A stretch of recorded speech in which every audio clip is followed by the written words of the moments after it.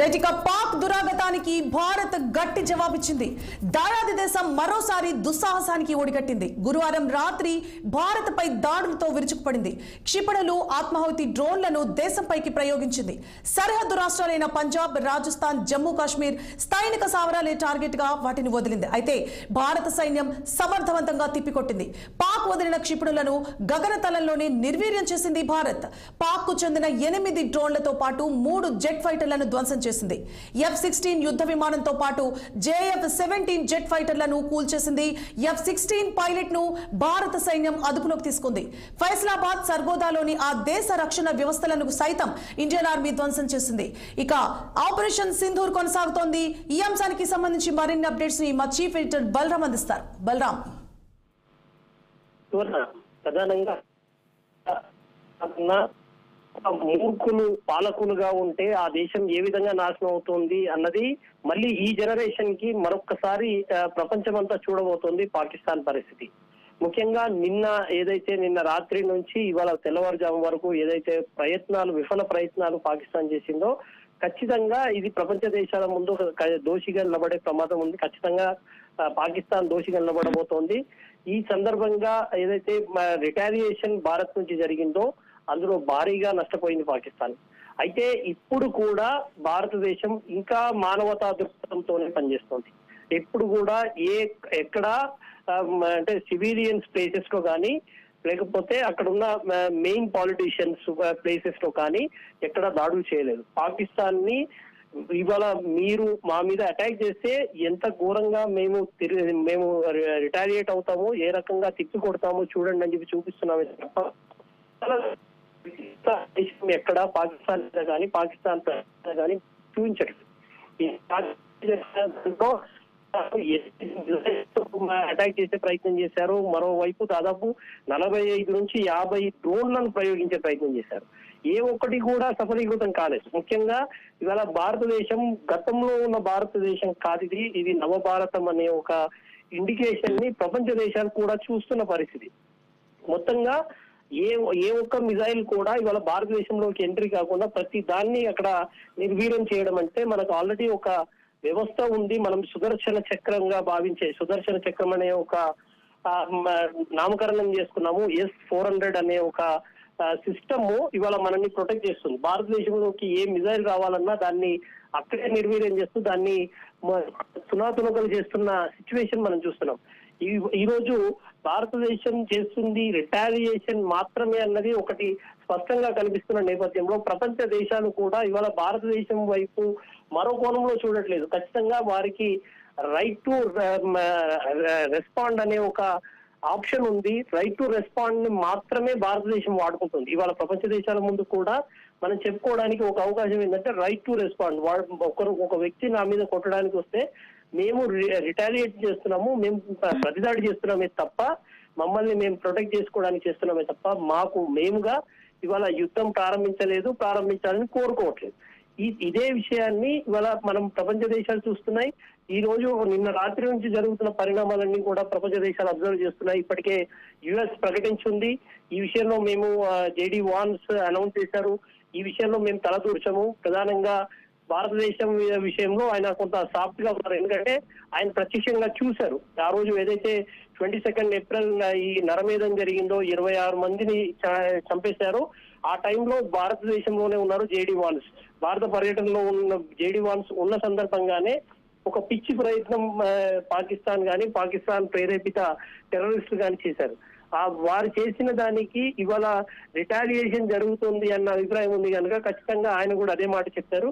ఇది ఖచ్చితంగా ఒక డిస్కషన్ జరగాల్సిన అవసరం ఉంది. కానీ ఈ విషయంలో మేము భారత్ ని కట్టడి చేసే అవకాశం లేదు అనే ఒక సంకేతాన్ని మాత్రం JD వాన్స్ ఇచ్చిన పరిస్థితి కనిపిస్తోంది. ఇప్పటికే చైనా కూడా పూర్తిగా పాకిస్తాన్ వైపు సపోర్ట్ చేయకుండా దీన్నంతా కూడా కూర్చొని చర్చించుకొని పరిష్కరించుకోవాలని చెప్పి మరొక సూచన చేసిన పరిస్థితి కనిపిస్తుంది. ఏ రకంగా చూసినా ఖచ్చితంగా ఇప్పటికే నిన్న రాత్రి జరిగిన పరిణామాల్లో పాకిస్తాన్ భారీగా దెబ్బతిన్నట్టుగా కనిపిస్తోంది. ఇప్పటికే పాకిస్తాన్ లో అనేక కీలక నగరాలన్నీ కూడా ఇవాళ బ్లాక్అవుట్ అయిన పరిస్థితి. అక్కడ విద్యుత్ సరిగ్గా లేదు. ఇప్పటికే ఇంటర్నెట్ బంద్ అయిపోయినట్టుగా కనిపిస్తోంది. ఇప్పుడు పూర్తిగా పాకిస్తాన్ ఎంత మేరకు దెబ్బతిన్నది అని చెప్పని తెలియాలంటే కూడా ఇంకా చాలా టైం పట్టే పరిస్థితి. ముఖ్యంగా ఇప్పటికే అక్కడ ఉన్న పాకిస్తాన్ ప్రధాని ఇప్పటికే అండర్ గ్రౌండ్కి వెళ్ళిపోయారు. నిన్న ఆయన ఇంటికి సమీపంలోనే ఇవాళ బాంబులు పేలడంతో ఆయనను సురక్షిత ప్రాంతానికి పంపించిన పరిస్థితి. అయితే ఇక్కడ ఉన్న ఒకే ప్రమాదం ఏంటంటే ఇక్కడ ఉన్న పాకిస్తాన్ మిలిటరీ చీఫ్ ఎవరైతే ఉన్నారో తను పూర్తిగా మతోన్మాదంతో ఉన్న వ్యక్తి కనుక ఆ మూర్ఖపు నిర్ణయాలు ఏ రకంగా ఉండబోతున్నాయి అన్నది చూడాల్సిన అవసరం ఉంది. ఈ విషయంలో అందుకే భారతదేశం అప్రమత్తంగా ఉంది. ఎవరైనా కొంత ఎడ్యుకేటెడ్ గా కొంత వ్యూహాత్మకంగా వ్యవహరిస్తున్నాడంటే వాడిని పుట్టొచ్చు, కానీ మూర్ఖపు ఆలోచనలు చేస్తున్న వారిని మరి అంతే గట్టిగా వారికి సమాధానం చెప్పాల్సి ఉంటుంది. ఈ నేపథ్యంలోనే అటువంటి వారిని ఏ రకంగా ట్రీట్ చేయాలి అన్న విషయం ముఖ్యంగా ఇప్పటికే ప్రధాని అండర్ గ్రౌండ్కి వెళ్ళిపోయిన నేపథ్యంలో వర్గం కూడా ఎవరు లేనట్టుగా కనిపిస్తుంది పాకిస్తాన్ లో.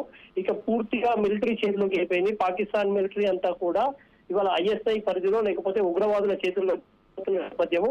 మరి అటువంటి నేపథ్యం వస్తే గనక అటువంటి వాళ్ళు తీసుకునే మూర్ఖపు నిర్ణయాలు ఏ రకంగా ఉంటాయి ఎదుర్కోవాలి అనే అంశంలోనే ఇవాళ భారత్ రెడీగా ఉంది.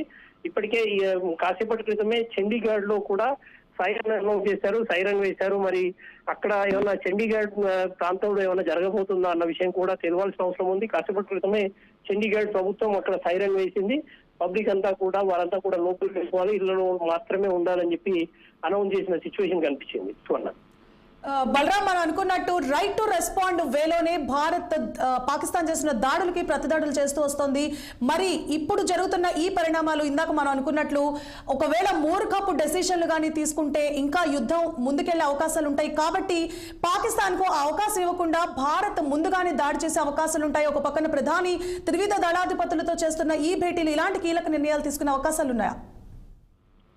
సువర్ణ, స్పష్టంగా ఈ విషయంలో అయితే భారతదేశం చాలా అప్రమత్తంగా ఉంది.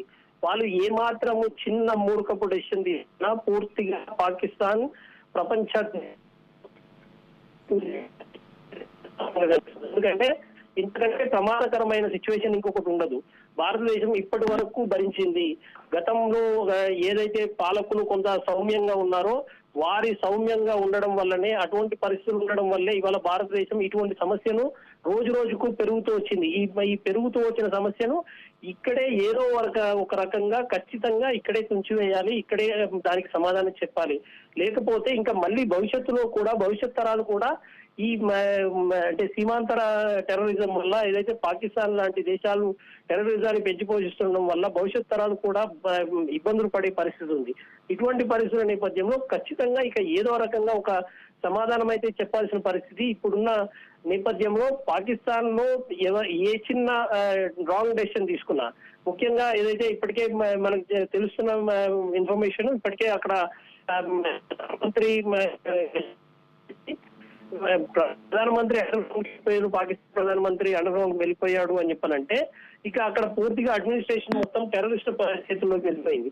అటువంటి నేపథ్యంలో ఇవాళ టెర్రరిస్ట్ కనుక పూర్తిగా ఏదన్నా నిర్ణయాలు తీసుకుంటే ఖచ్చితంగా చాలా సీరియస్ గా రిటాలియేట్ అవుతుంది.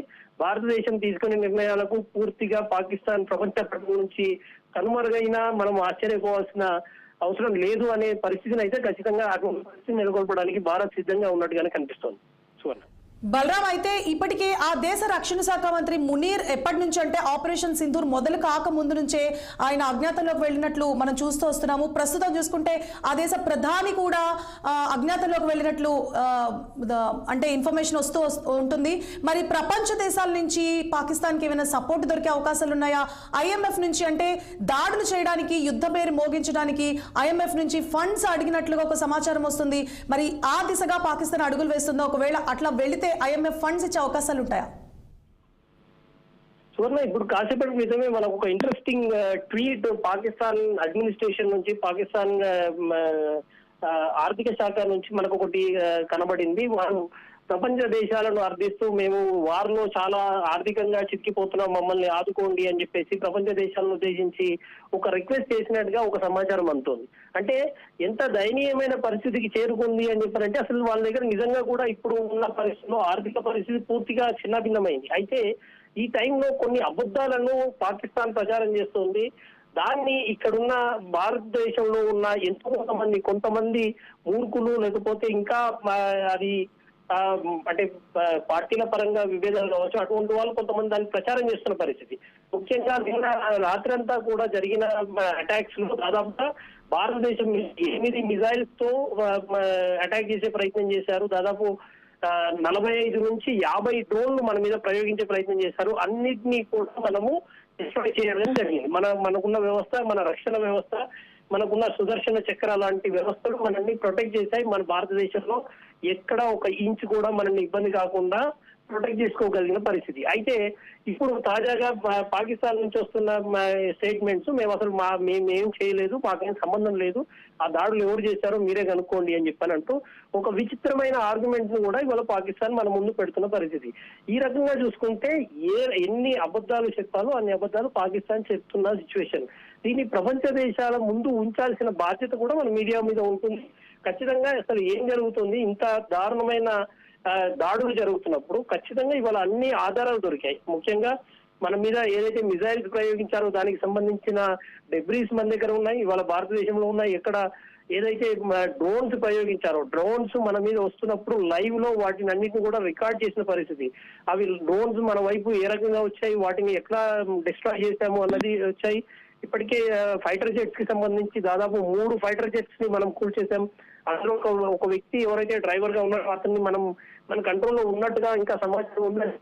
మన భారత దళాలు ఇంకా కన్ఫర్మ్ చేయాల్సి ఉంది. అంటే ఏ రకంగా చూసినా ఇవాళ మళ్ళీ ఒకసారి పాకిస్తాన్ ప్రపంచ దేశాల ముందు ఇవాళ అడ్డంగా దొరికిపోయింది. ఈ రకమైన పిచ్చి వేషాలు వేస్తూ భారతదేశాన్ని ఇబ్బంది పెట్టే ప్రయత్నం చేస్తుంది పాకిస్తాన్ అన్న విషయం స్పష్టంగా అర్థమవుతుంది.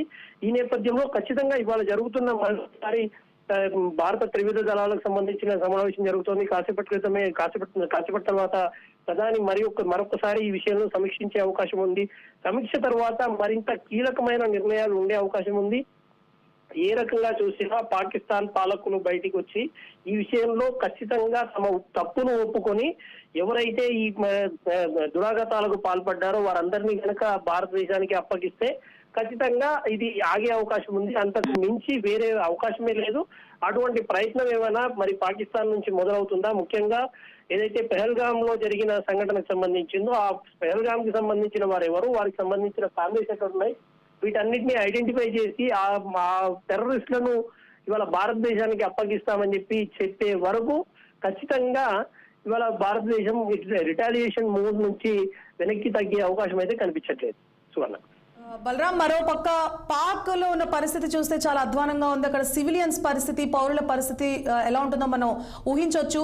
మరి అయినప్పటికీ పాకిస్తాన్ కవ్వింపు చర్యలకు పాల్పడుతోంది, ప్రతిదాడులు చేస్తూ వస్తోంది. మరి ఒకవేళ మన ఆపరేషన్ సింధూర్ ఇంకా ముందుకి చాలా తీవ్రతరంగా ముందుకు వెళ్లాల్సిన పరిస్థితే వస్తే సివిలియన్స్ అంటే మొన్న ఆపరేషన్ సింధూర్ మొదలైనప్పుడు సివిలియన్స్ కి ఎటువంటి సమస్య రాకుండా కేవలం ఉగ్రవాద స్థావరాలే టార్గెట్ గా మిసైల్స్ దాడి చేసి వాటిని ధ్వంసం చేశాము. అదే పరిస్థితిలో అదే విధంగా ఇప్పుడు సివిలియన్స్ కి ఎటువంటి ఆటంకాలు కాకుండా, ఎటువంటి ఇబ్బందులు కలగకుండా భారత్ యుద్ధం చేసే అవకాశాలు ఎంతవరకు ఉన్నాయి? అలాగే ఐపీఎల్ నిన్న ధర్మశాలలో జరిగిన ఐపీఎల్ మ్యాచ్ ను కూడా క్యాన్సిల్ చేయడం జరిగింది. ఇక ముందు ఐపీఎల్ టోర్నీ కొనసాగే అవకాశాలు ఉన్నాయా? ఈ ప్రభావం దాని మీద పడే అవకాశాలు ఎంతవరకు ఉంటాయి?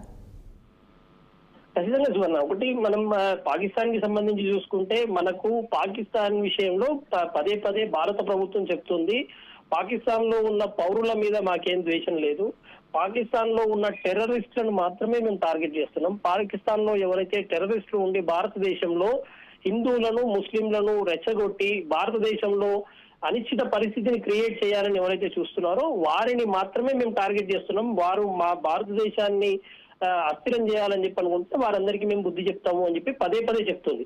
భారతదేశం మొన్న జరిగిన స్ట్రైక్స్ లో కూడా 9 సెంటర్స్ లో కూడా ఖచ్చితంగా ఎవరైతే టెర్రరిస్ట్ యాక్టివిటీ నేర్పుతున్నారో, ఇవాళ ప్రపంచాన్ని ఇబ్బంది పెట్టే విధంగా టెర్రరిస్టులకు ట్రైనింగ్ ఇస్తున్నారో, ఉగ్రవాద శిక్షణ కేంద్రాలు ఉన్నాయో వాటిని మాత్రమే టార్గెట్ చేస్తూ మనం కొట్టాము అన్న విషయం ప్రపంచానికి చాలా స్పష్టంగా చూపించాం. ఇంకా కూడా ట్రైనింగ్ సెంటర్స్ ఉన్నాయి, దాదాపు 21 సెంటర్స్ ఉన్నాయి. అందులో మనం 9 మాత్రమే కొట్టాము. అంటే ఇంకా 12 సెంటర్స్ అటువంటి సెంటర్స్ ఉన్నాయి అని చెప్పి మనం ఇక్కడ ప్రపంచం ముందు చూపించగలిగాం.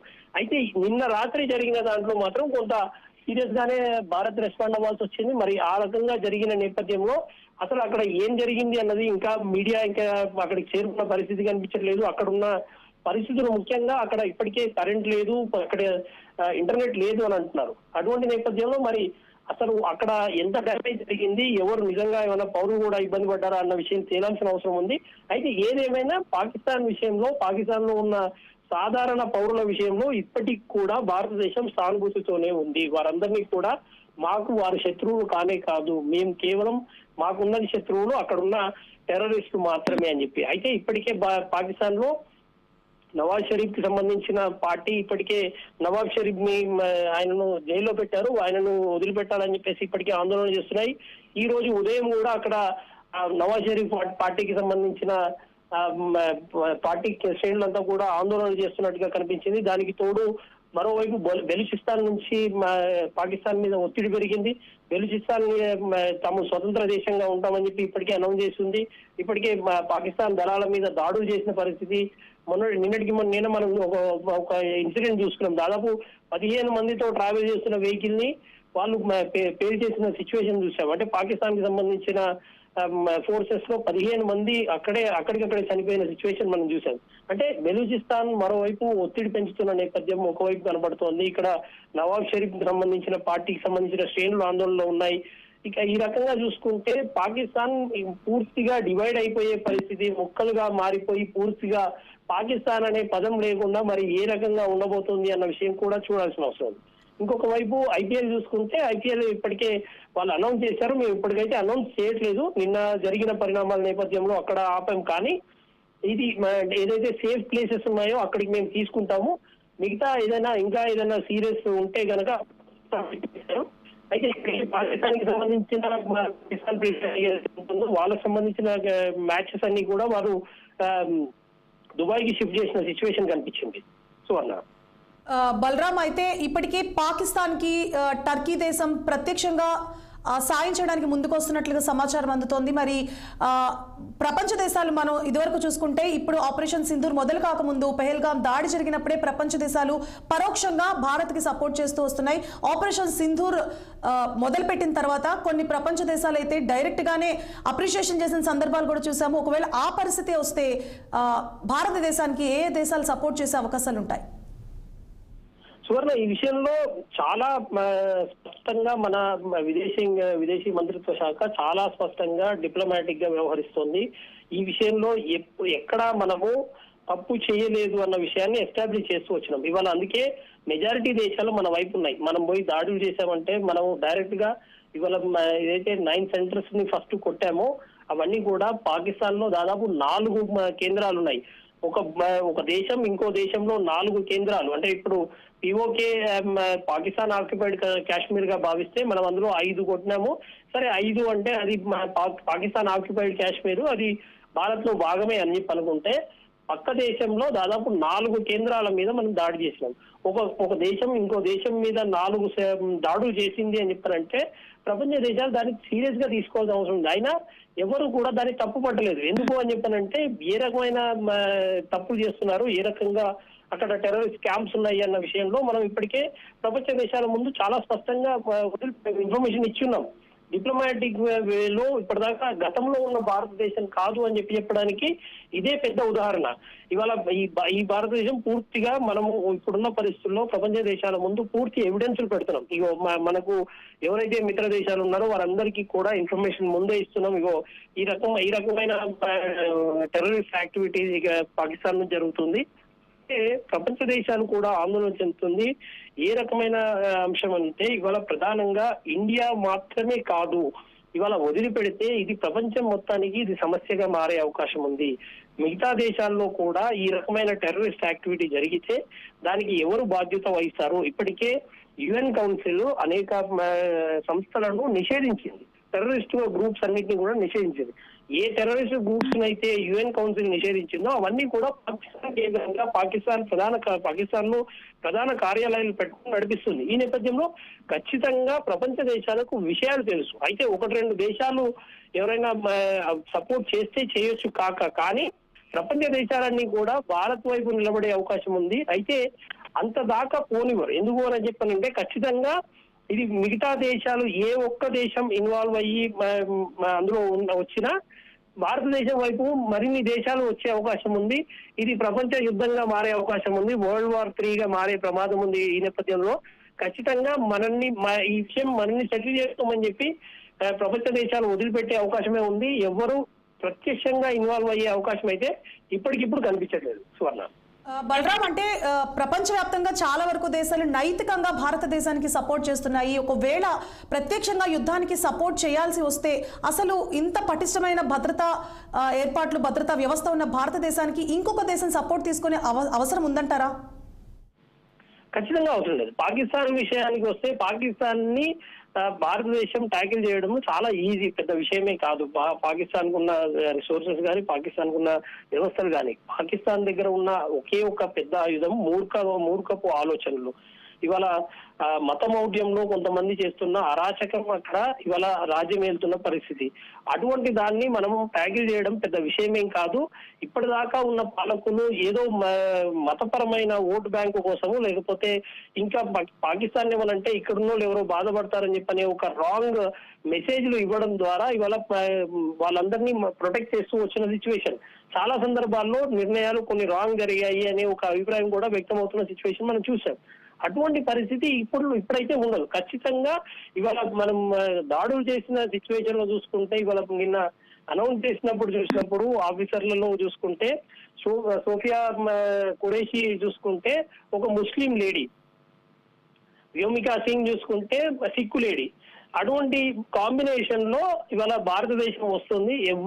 అందరినీ ఇన్వాల్వ్ చేసుకొని భారతదేశం ఏ ఒక్క మతానికో ఒక ధర్మానికో కాదు, అందరినీ కలుపుకొని చేసేది కనుక ఖచ్చితంగా ఇవాళ ప్రపంచ దేశాలు కూడా ఎవరు మనల్ని కాదు ఇవాళ మీరు తప్పు చేశారు అని చెప్పే పరిస్థితి అయితే ఖచ్చితంగా ఉండకపోవచ్చు.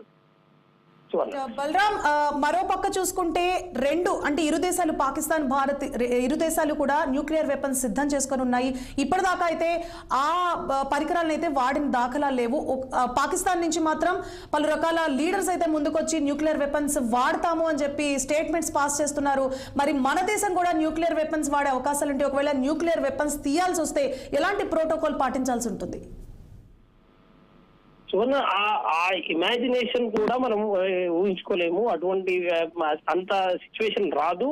వాస్తవంగా పాకిస్తాన్ అటువంటి పరిస్థితుల్లో లేదు. అది ఉపయోగించే అవకాశం కేవలం ఏదో భయపెట్టించేద్దామని చెప్పేసి వారికి సంబంధించి ఒక స్ట్రాటజీ లేదు, ఒక ఆలోచన లేదు. వారు ఏదో మూర్ఖంగా ఎవరో అక్కడున్న మత పెద్దలో లేకపోతే ఈ టెర్రరిస్ట్ గ్రూప్స్ వారిని లీడ్ చేస్తున్నప్పుడు వాళ్ళు చెప్తున్న మాటల్ని ఇక్కడున్న పాకిస్తాన్ పాలకులు, పాకిస్తాన్ మినిస్టర్ మాట్లాడుతున్న సిచ్యువేషన్ మనం చూసాం. వారు న్యూక్లియర్ కనుక వాడితే మనమేం ఊరుకునే పరిస్థితి లేదు. ఖచ్చితంగా ఇక దేశాలు పూర్తిగా కనుమరుగయ్యే సిచ్యువేషన్ అయితే ఉండే అవకాశం ఉంది.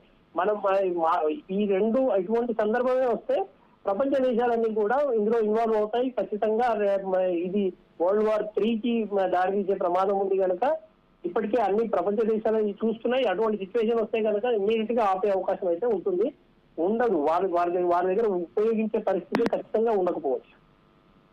Right, thank you for the updates Balaram.